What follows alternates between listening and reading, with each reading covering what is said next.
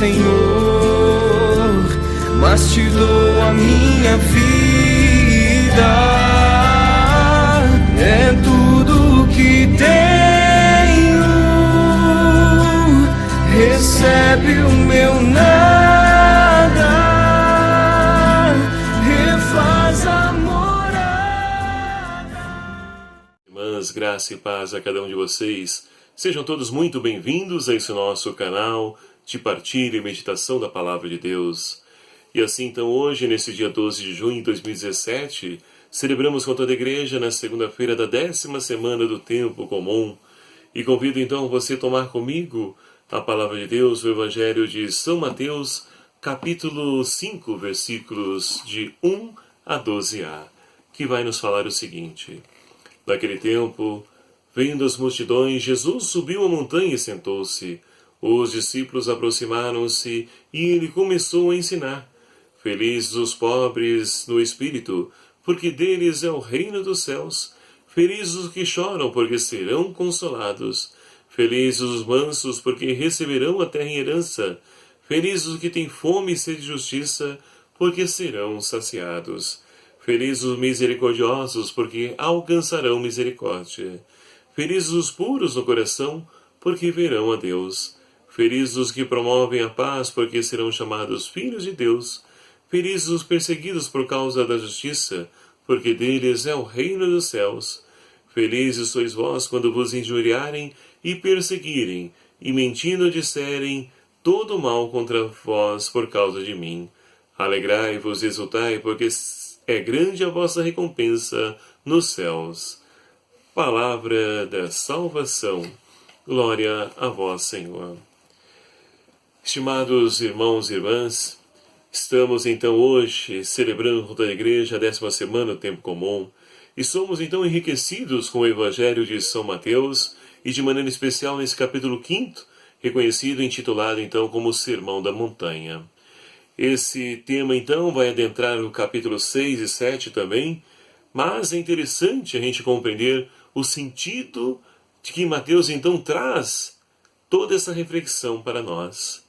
Mateus quer mostrar para nós que Jesus ele é o novo Moisés, que agora então sobe até a montanha para poder receber as leis, os mandamentos de Deus, assim como fizera Moisés no Antigo Testamento. Só que Jesus, ele não escreve essas leis agora em tábuas de pedra, mas sim no coração de cada um de nós.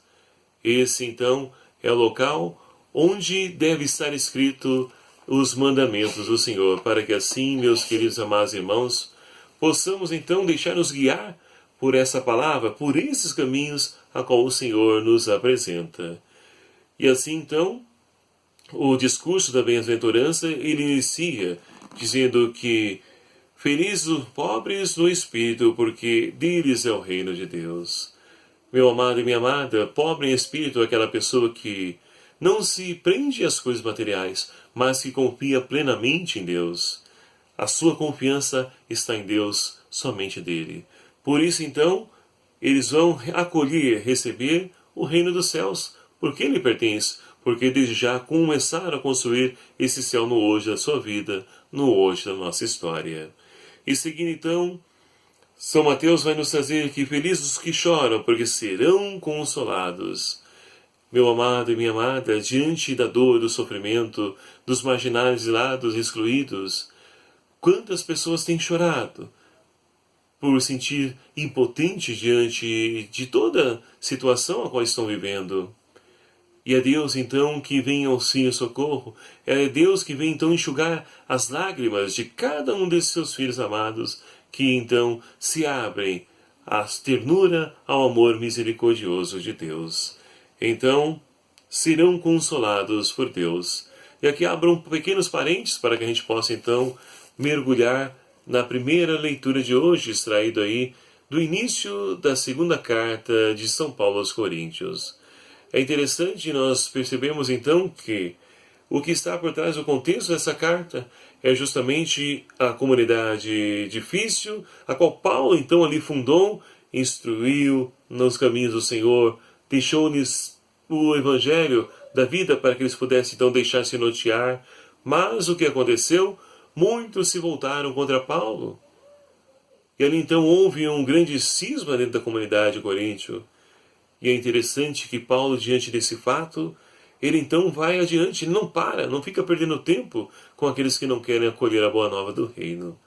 E ele então, só depois de um certo tempo, que ele então pede para que Tito vá até a comunidade, para que assim possa novamente trazer aquela comunidade para os caminhos do Senhor, para que possa restabelecer a comunhão entre a comunidade e Paulo. E é justamente isso que faz brilhantemente Tito. Ele então vai até a comunidade e começa então a explicar, a poder então apresentar os caminhos do Senhor, para que as pessoas possam voltar para os ensinamentos a qual então Paulo havia instruído a comunidade. E essa missão foi obtida com êxito, a tal ponto que nós então ouvimos, diante de tanto sofrimento e tribulação, impasses, entre Paulo e a comunidade, que Paulo então escreve no início dessa segunda carta aos Coríntios, vai nos dizer que com a mesma consolação com que nós consolamos, Deus irá nos consolar. Então não podemos temer. Não podemos, então, estar fechados no nosso medo, na nossa insegurança. É preciso confiar, porque a nossa consolação não vem do ser humano, mas vem do próprio Deus.